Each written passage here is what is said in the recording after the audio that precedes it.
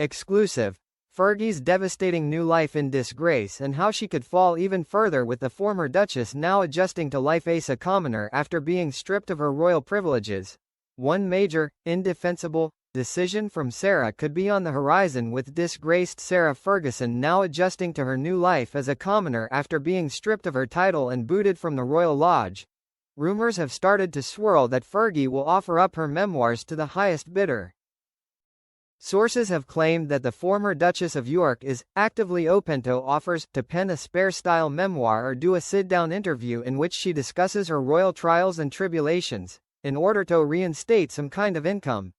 While even her future living arrangements are up in the air, many have started to wonder how far Fergie will go to claw back some kind of positive public presence, along with a hefty paycheck.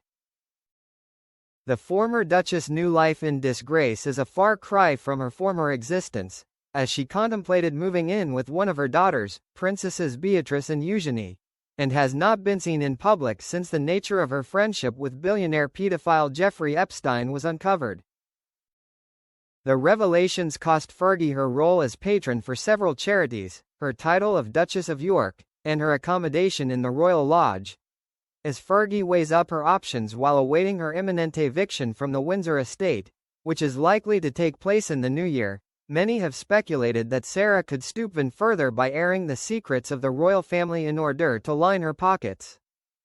A source told The Express that Fergie is considering options from TV networks and book publishers to replenish her income after being cut off from the royal family. As the source said, for the right amount of money she is willing to spill everything, but she's hoping to make enough money that it will give her a nice little nest egg for the rest of her life. She wants somewhere in the region of £10 million. Another insider told The Sun that the former Duchess has had offers from all over the world to share her story, and while such an expose could be make or break for her in terms of salvaging her reputation, the source said it would give her the chance to spell out the fact she knew nothing about what Epstein and his associates were doing in terms of abusing girls. Despite the lucrative offers, former BBC royal correspondent Jenny Bond believes that while there is no telling what Sarah will do next, a tell-all memoir is a disaster waiting to happen. Jenny told The Mirror, she has written her side of the story before, and she has clawed her way back from the depths of humiliation and despair. This time, however, I cannot see a way back for her. Any friendship with a man as depraved as Epstein is repulsive. To continue that friendship after he was convicted of sex crimes is indefensible. To sell her side of the story and take money for talking about Epstein would be equally indefensible. If she has got any sense, and I'm afraid that is up for debate, she will maintain a low profile and live her life quietly out of the public gaze, with the promise of a memoir all leading back to the large sum Fergie would be paid to share her secrets. Jenny said that both Sarah and her ex-husband Andrew Mountbatten Windsor have long been drawn to great riches like moths to a candle, and it has proved their undoing. According to the royal expert, the former Duchess has long been living outside her means, and will have to learn how to live modestly without the security of the royal purse propping her up.